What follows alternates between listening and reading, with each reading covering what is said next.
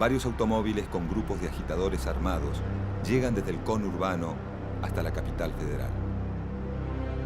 El vicepresidente Enrique Martínez se desempeña desde hace 24 horas como presidente provisional en reemplazo de Hipólito Yrigoyen, debilitado física y políticamente. El general José Félix Uriburu, vestido de civil, sale tranquilamente de su casa en Barrio Norte con destino al Colegio Militar de San Martín. Junto a él, varios colaboradores discuten los pasos a seguir. Los generales Uriburu y Agustín P. Justo ingresan a la Casa de Gobierno y obligan al vicepresidente Martínez a firmar la renuncia. 40 minutos más tarde, los militares alcanzan sus objetivos: derrocar al gobierno radical, terminar con el ciclo de Hipólito Yrigoyen y asumir el poder dando el primer golpe de Estado de la historia argentina.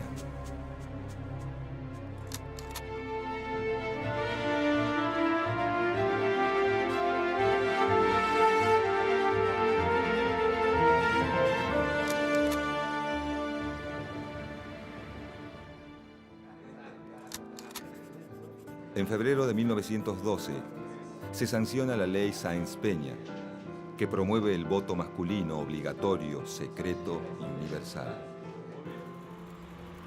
Las mujeres recién tendrán la posibilidad de acceder a las urnas muchos años después, a partir de la sanción de la ley de sufragio femenino en 1947. Las elecciones presidenciales se realizan en 1916. Los conservadores que desde 1880 controlan, mediante el fraude y otros mecanismos, el gobierno del país, están convencidos del triunfo electoral, aun cuando por problemas internos se presentan en dos facciones: el Partido Demócrata Progresista, liderado por el santafesino Lisandro de la Torre, y el Partido Conservador, representado por Marcelino Ugarte, gobernador de la provincia de Buenos Aires. Sin embargo, la victoria le pertenece al líder de la Unión Cívica Radical, Hipólito Yrigoyen. Y los conservadores deben adaptarse a hacer oposición por primera vez en la historia. Durante la primera presidencia de Yrigoyen, el radicalismo se propone como una fuerza moral que tiene la misión histórica de construir la nación.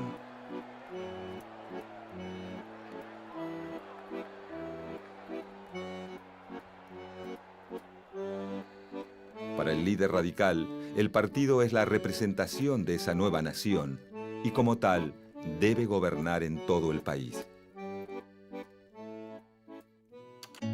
Con las intervenciones federales, el radicalismo pretende darle a las provincias la posibilidad de votar a sus propios gobernantes, aunque a partir de la ley Sáenz-Peña, algunas ya lo han hecho.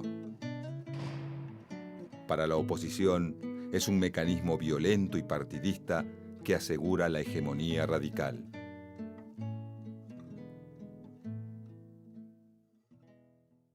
Al finalizar el primer gobierno de Yrigoyen, todas las provincias, salvo Santa Fe, han sido intervenidas, y algunas, como San Juan y Mendoza, hasta 3 veces. Estas intervenciones federales, con fines políticos, no tienen diferencia con las realizadas por los gobiernos conservadores, como tampoco hay diferencias en el control de la burocracia estatal. Sin embargo, el radicalismo se distingue desde sus comienzos en la llamada cuestión social. Si bien Yrigoyen se acerca a los trabajadores, recibe a los sindicalistas, media en los conflictos y decide en favor de los obreros en varias ocasiones, cuando las huelgas están dirigidas por anarquistas o son demasiado amplias, la respuesta gubernamental es la represión.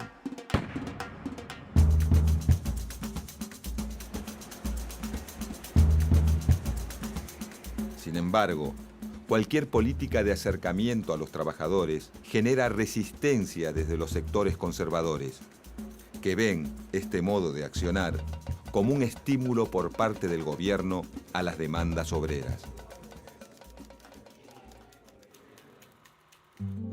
Los conservadores, que han quedado en la oposición, aseguran además que el radicalismo se perpetúa en el poder a merced de los empleados públicos convertidos en verdaderas máquinas electorales, y acusan de ineficaz al gobierno de Irigoyen por darle mayor importancia a la lealtad política que a la capacidad para acceder a los puestos en la administración pública. Los conservadores creen que la legitimidad para gobernar la otorga la pertenencia a una familia tradicional, el nivel económico y el prestigio social.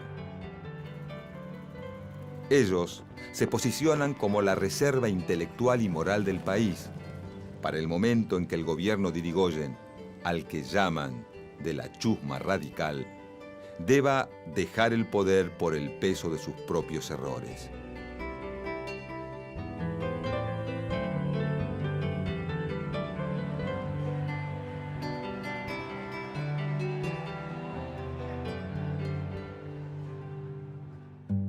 Por su parte, el presidente Hipólito Yrigoyen muestra desprecio hacia el Congreso dominado por la oposición.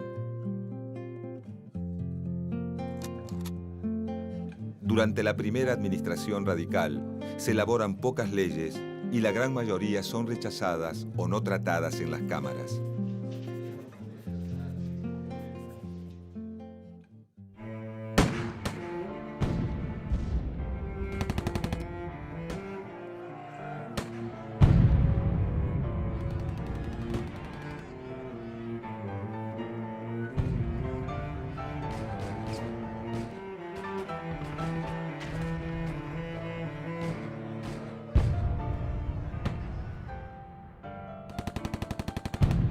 En un contexto de crisis económica, producto de la Primera Guerra Mundial que azota a Europa entre 1914 y 1918, disminuyen las exportaciones y los ingresos fiscales y se encarecen los productos importados que consume la mayor parte de la población.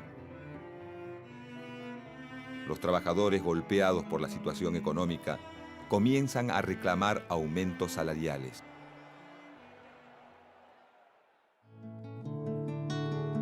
Para fines de 1917, estalla en Córdoba el movimiento de reforma universitaria. Las facultades gobernadas por las academias, en manos de miembros vitalicios, fieles representantes de la política previa a 1916, se resisten a todo cambio que ponga en peligro su dominio. Los estudiantes luchan para modificar los estatutos universitarios, renovar la planta de profesores, cambiar los planes de estudio, las normas disciplinarias y acabar con un sistema de gobierno académico anticuado dirigido por los conservadores. Dentro del movimiento reformista conviven radicales, socialistas e independientes. Yrigoyen apoya el reclamo estudiantil y lo utiliza para avanzar sobre los sectores conservadores. La intervención federal a la universidad no tarda en llegar. En 1918 triunfa la reforma universitaria. Los planes de estudio se modifican, se nombran nuevos profesores y se admiten en los consejos de las facultades a los representantes estudiantiles. La reforma universitaria argentina se extenderá desde Córdoba a las universidades de Buenos Aires y La Plata y luego a las de América Latina.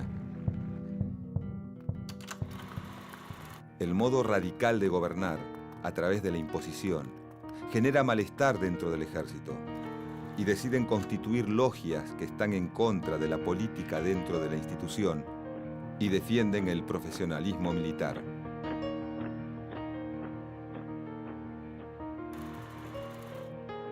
Las fuertes presiones internas y las revoluciones rusa y mexicana provocan pavor entre los sectores conservadores.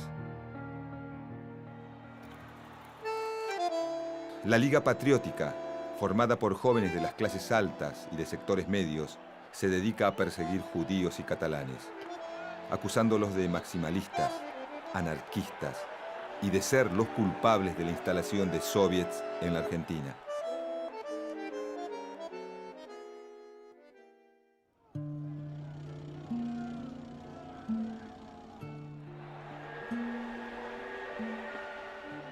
En el final de la Primera Guerra Mundial, al restablecerse las importaciones, muchas empresas se ven obligadas a cerrar o a disminuir su personal, generando desempleo y gran descontento en la clase trabajadora. Esta situación estalla con furia en enero de 1919, en lo que se conoce como la Semana Trágica.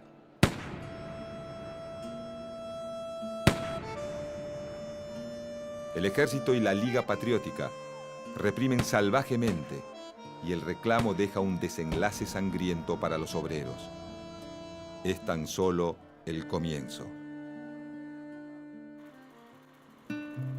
Entre 1921 y 1922, los trabajadores de la lana en la Patagonia van a la huelga. La situación de los arrieros, ovejeros y peones de estancia es penosa. Trabajan de 14 a 16 horas diarias con salarios ínfimos.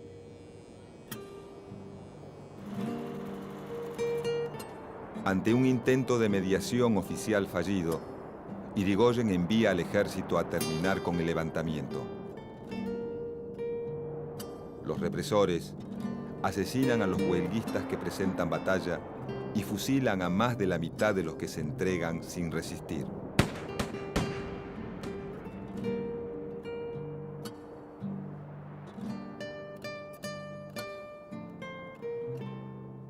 Aunque en los diarios anarquistas se extiende una sentencia condenatoria, en el resto del país nadie alza la voz.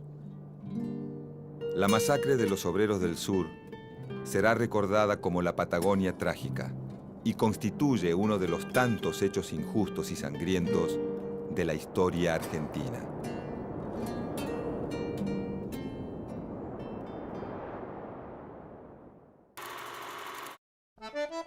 Para la sucesión presidencial de 1922, el radicalismo postula a Marcelo Torcuato de Alvear. Alvear es miembro de una de las familias más tradicionales de Buenos Aires y está vinculado al radicalismo desde sus inicios. En el momento en que se decide su candidatura, se desempeña como embajador en Francia. La fórmula radical se completa con Elpidio González como candidato a vicepresidente. González es hijo de militares y pertenece al radicalismo cordobés. Se ha desempeñado como ministro de guerra durante el primer gobierno de Irigoyen y como jefe de la policía durante los hechos ocurridos en la Semana Trágica. La consigna que corre entre sus partidarios es: el viejo apoya a Alvear. Los conservadores, quienes no logran acordar una política común para superar sus rivalidades, se presentan en dos listas separadas. Por un lado, la llamada Concertación Nacional de Fuerzas Opositoras, y por el otro, el Partido Demócrata Progresista. La fórmula radical triunfa en 12 provincias y consigue absoluta mayoría en el colegio electoral. Marcelo T. de Alvear es el nuevo presidente. Si bien los conservadores están todos enfrentados a Irigoyen, no sucede lo mismo con Alvear, que aunque representa un partido popular, por su pertenencia al patriciado, comparte el estilo de la élite de la época y mantiene una muy buena comunicación con los grupos de poder económico y político.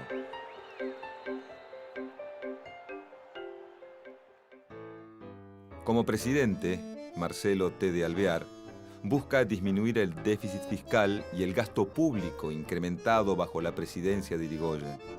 Moderniza al Ejército Nacional, impulsa leyes sobre la jubilación de maestros primarios y fija la jornada laboral en 8 horas de trabajo. Su gobierno se ve favorecido por un descenso general de la conflictividad social.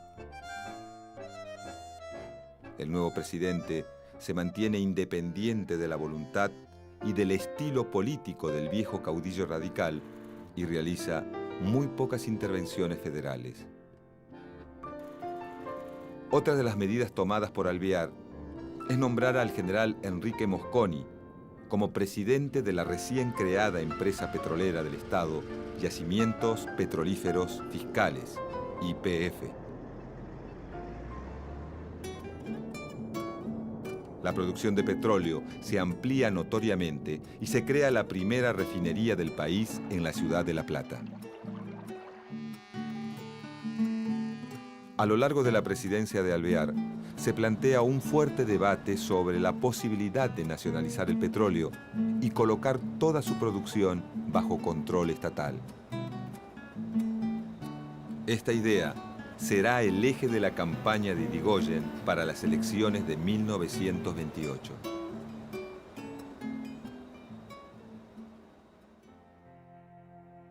En el Congreso, durante la presidencia de Alvear, el radicalismo está dividido.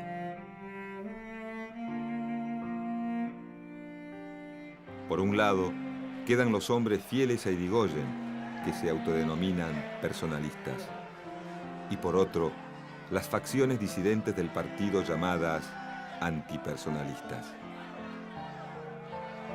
Ya a comienzos de 1927, la contienda electoral queda planteada, con Irigoyen o contra Irigoyen.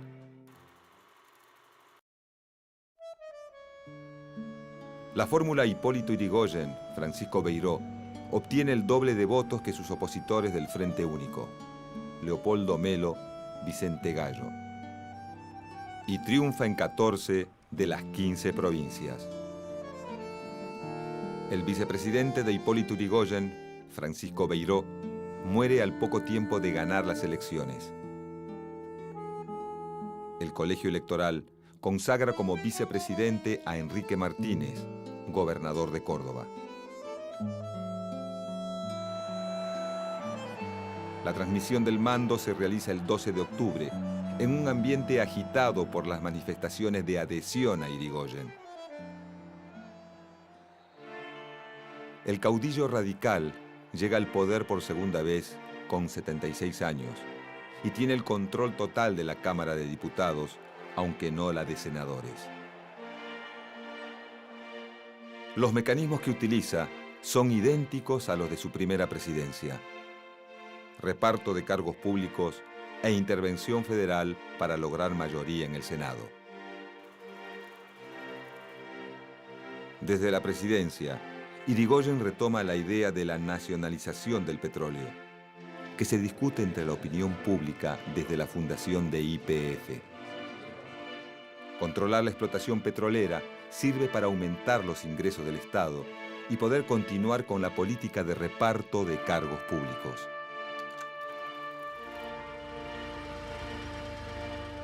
Al mismo tiempo, busca asegurar la provisión de combustible barato para el desarrollo del sector industrial y achicar la dependencia de las importaciones provenientes de los Estados Unidos.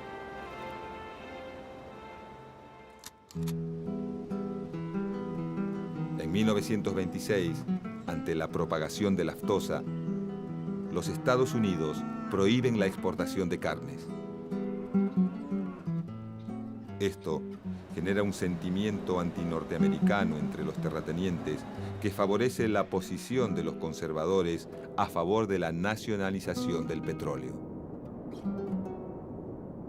El apoyo se extiende a la mayoría del ejército, que predica un modelo de país autónomo, a los terratenientes, afectados por el control del negocio de los frigoríficos por parte de los norteamericanos, y a una parte de la población que ve a Estados Unidos como una importante representación del imperialismo con una extensa historia de intervencionismo en América Latina. Pero otros sucesos dejan el tema de la nacionalización del petróleo de lado por el momento. La crisis económica de 1929 iniciada en Estados Unidos, afecta a la economía nacional y el proceso inflacionario socava el apoyo a Irigoyen de los sectores medios y populares urbanos. La oposición política se vuelve dura en el rechazo al uso de la intervención federal como herramienta política.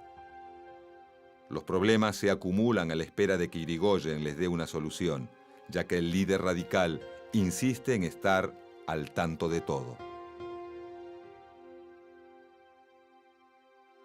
Y entre denuncias de corrupción, renuncias masivas de miembros del gobierno y la creciente incapacidad física de Hipólito Yrigoyen, la situación política se deteriora día a día.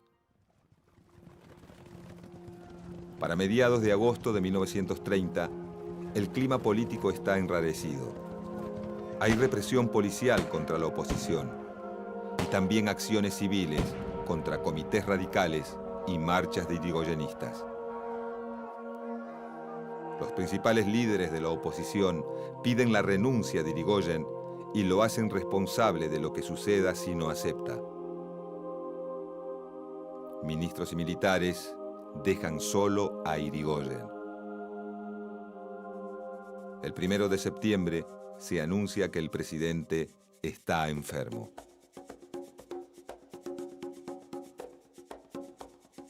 El martes 2, renuncia el ministro de Guerra y viejo partidario radical, el general Luis de Lepián. La figura del general José Félix Uriburu, fiel representante del nacionalismo de derecha y de los círculos opositores, no deja de crecer. Mientras tanto, el general Agustín P. Justo, exministro de Guerra durante el gobierno de Alvear, prepara su propio golpe. José Félix Uriburu y Agustín P. Justo coinciden en la necesidad de eliminar la figura de Irigoyen de la escena política. Mientras Uriburu planea abolir los partidos políticos e instaurar un Estado fuerte que transforme la política y la sociedad, Agustín P. Justo sueña con un corto gobierno de facto que llame rápidamente a elecciones y permita la vuelta a un período regido por los conservadores. El vicepresidente Enrique Martínez también pretende desplazar a Irigoyen del poder para asumir la presidencia. Las traiciones dentro del seno del gobierno facilitan el estallido del golpe.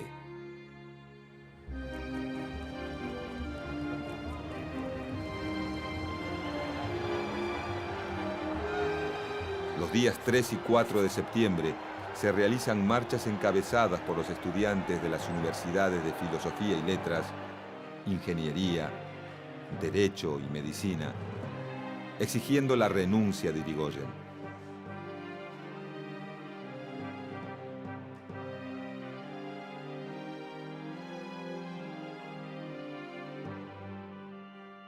En Plaza de Mayo, a las puertas de la Casa de Gobierno, se produce un tiroteo en el que mueren un policía y un estudiante. El 5 de septiembre, Enrique Martínez se hace cargo de la presidencia ante el mal estado de salud del presidente. A la madrugada siguiente, Uriburu se dirige al colegio militar y lo subleva sin encontrar oposición. Desde allí, comienza su marcha con apenas 1 millar de cadetes y civiles que lo acompañan. Un grupo de aviones llega desde el Palomar y arroja volantes sobre la ciudad.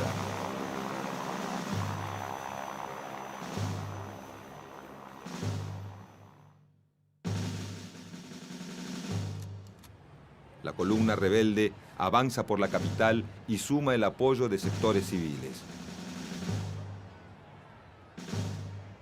Se hace un alto en la Plaza del Congreso, donde un político conservador pretende dar un discurso en apoyo a los golpistas conservadores, que es interrumpido a balazos.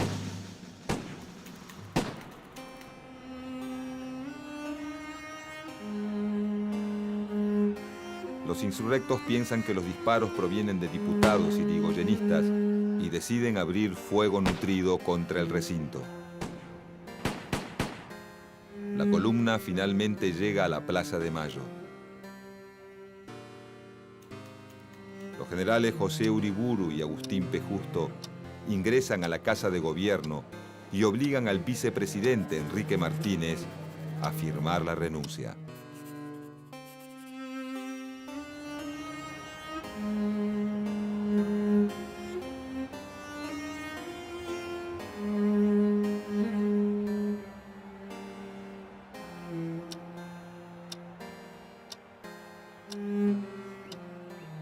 Es el día 6 de septiembre de 1930 y se produce el primer golpe militar de la historia argentina.